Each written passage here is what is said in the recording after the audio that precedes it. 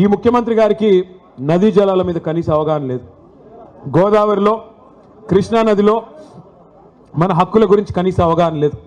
గోదావరి ప్రవహిస్తే ఉమ్మడి ఆంధ్రప్రదేశ్లో మనకి అక్కడ బాసర అవతల ఎంటర్ అవుతే ఇక్కడ భద్రాచలం దాకా ఉంటుంది. 79% ఉమ్మడి ఆంధ్రప్రదేశ్లో కూడా గోదావరి పరివాహక ప్రాంతం తెలంగాణ ప్రాంతంలో ఉంటుంది. కృష్ణా పరివాహక ప్రాంతంలో 69% ఉమ్మడి ఆంధ్రప్రదేశ్లో కూడా తెలంగాణ భూభాగంలో ఉంటుంది.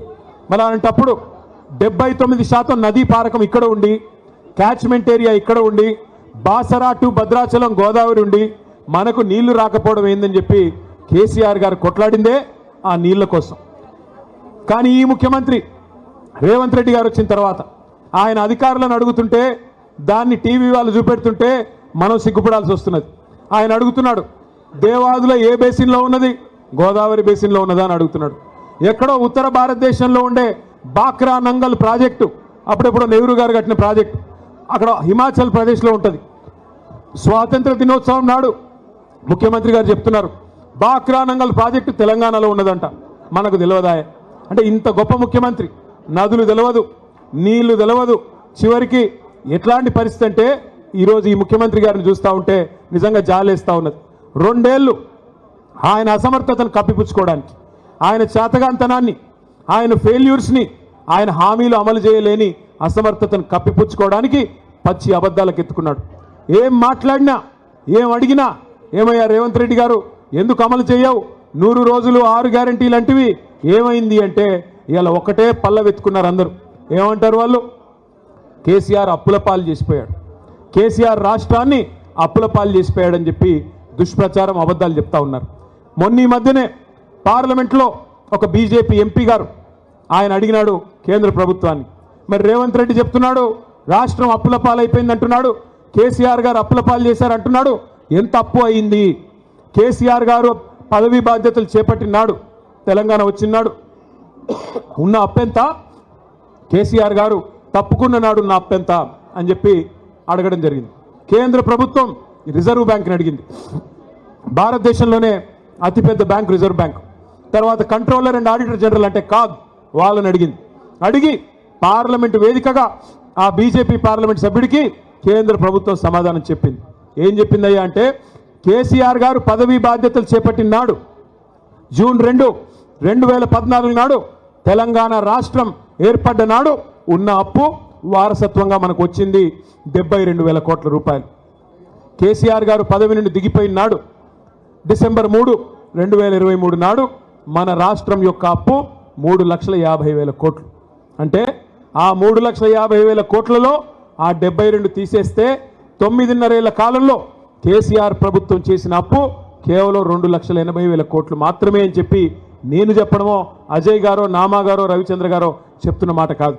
కేంద్ర ప్రభుత్వం చెప్తున్న మాట, రిజర్వ్ బ్యాంక్ ఆఫ్ ఇండియా చెప్తున్న మాట. వాళ్ళు చెప్పేదేమో 2,80,000 కోట్లు.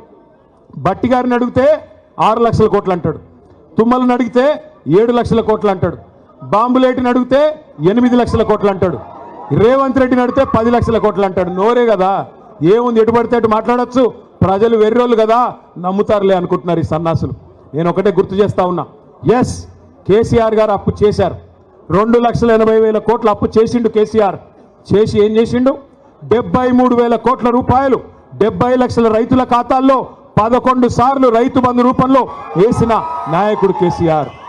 ఎస్ కేసీఆర్ గారు అప్పు చేశారు. అప్పు చేసి ఏం చేశాడు కేసీఆర్?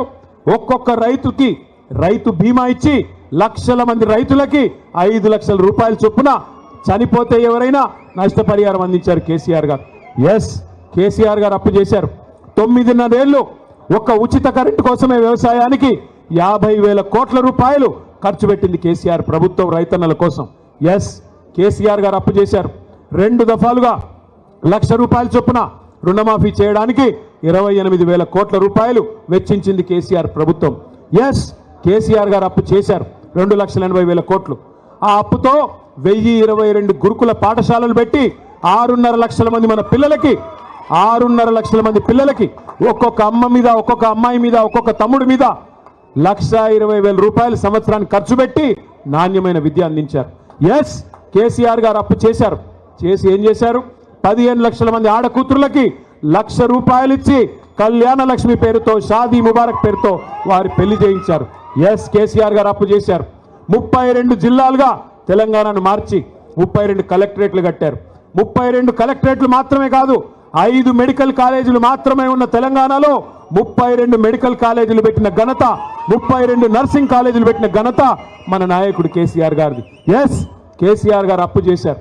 అప్పు చేసి ఇంటింటికి నల్లా నీళ్ళిచ్చే మిషన్ భగీరథ కార్యక్రమాన్ని 40,000 కోట్ల రూపాయలతో కట్టారు.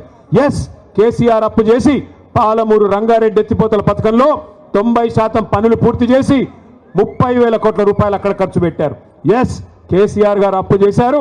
మీ ఖమ్మం జిల్లాకు వరప్రదాయని లాంటి సీతారామ సాగర్ ప్రాజెక్టులో 1,000 కోట్ల రూపాయలు ఈ జిల్లా రైతన్నుల కోసం ఖర్చు పెట్టారు. ఎస్, కేసీఆర్ అప్పు చేసిన మాట వాస్తవం.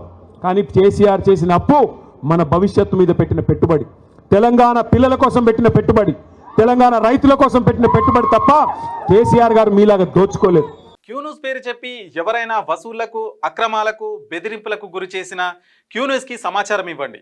క్యూన్యూస్ ఎప్పుడూ ఇలాంటి చర్యలకు పాల్పడదు, ప్రోత్సహించదు. క్యూన్యూస్ ఎల్లప్పుడూ ప్రజా గొంతుకగా ప్రజల సమస్యల కోసం నిరంతరం పోరాడుతుంది. మీకు ఎలాంటి సమస్య ఉన్నా క్యూన్యూస్ని కాంటాక్ట్ అవ్వండి. సంప్రదించవలసిన ఫోన్ నెంబర్ 7569534968 8688926084.